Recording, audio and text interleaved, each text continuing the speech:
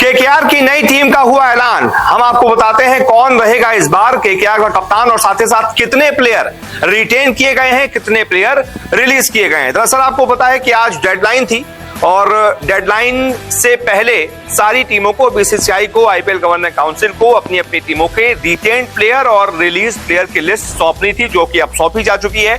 जहां से अब खबरें छन छन करा रही हैं कि कौन सी टीम ने किस किस प्लेयर को रिटेन किया है, किस प्लेयर को रिलीज किया है। इसमें से हमने कई सारी टीमों को डिटेल आपको बता दी है। अब मैं इस रिपोर्ट में आपको केकेआर के बारे में बताऊंगा कि केकेआर ने किस किस खिलाड़ी को खरीदा है, किस किस खिलाड़ी को रिलीज किया है। तो सबसे पहले केकेआर के रिलीज खिलाड़ियों की लिस्ट आपको बताता हूं। केकेआर से चले गए हैं अब शाकिब अल हसन, लिटन दास को भी बाहर का रास्ता दिखा दिया गया है, रिलीज कर दिया गया है। आर्य देसाई को भी रिलीज कर दिया गया है। डेविड विसा, पिछले साल इनको लिया गया था, इनको भी टाटा बाय बाय कर दिया गया है। नारायण जगदीशन, इनको भी बाय बाय कर दिया गया है। मनदीप सिंह भी अब केकेआर का हिस्सा नहीं है। कुलवंत खेजोलिया भी बाहर कर दिए गए हैं। और बड़ी बात, शार्दुल ठाकुर, लॉर्ड ठाकुर इनको कहा जाता है, लॉर्ड ठाकुर तक को बाहर कर दिया है केकेआर ने। अभी चौंकने वाले नाम और हैं, लोकी फर्गुसन भी अब केकेआर का हिस्सा नहीं रहेंगे।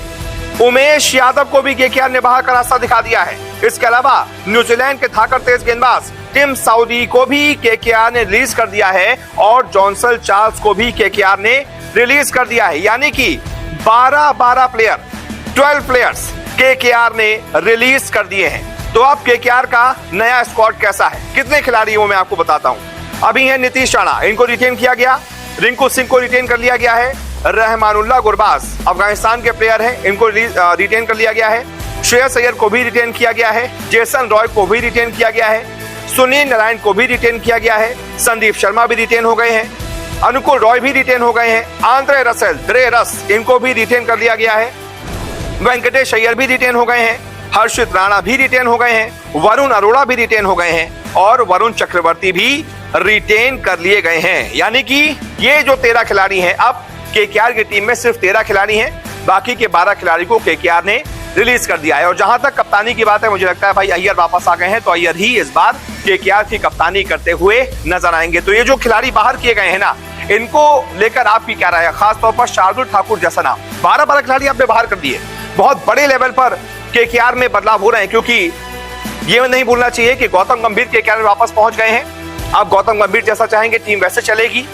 तो कई सारे खिलाड़ी गौतम गंभीर की जो पसंद के नहीं है, टाटा बाय बाय। 12 खिलाड़ियों को गौतम गंभीर ने बाहर कर दिया है और अब सिर्फ केकेआर के पास 13 खिलाड़ी हैं। यानी कि ऑक्शन में उनको पूरा स्क्वाड करने के लिए 12 खिलाड़ी खरीदने पड़ेंगे। देखते हैं क्या फैसला लेते हैं गौतम गंभीर।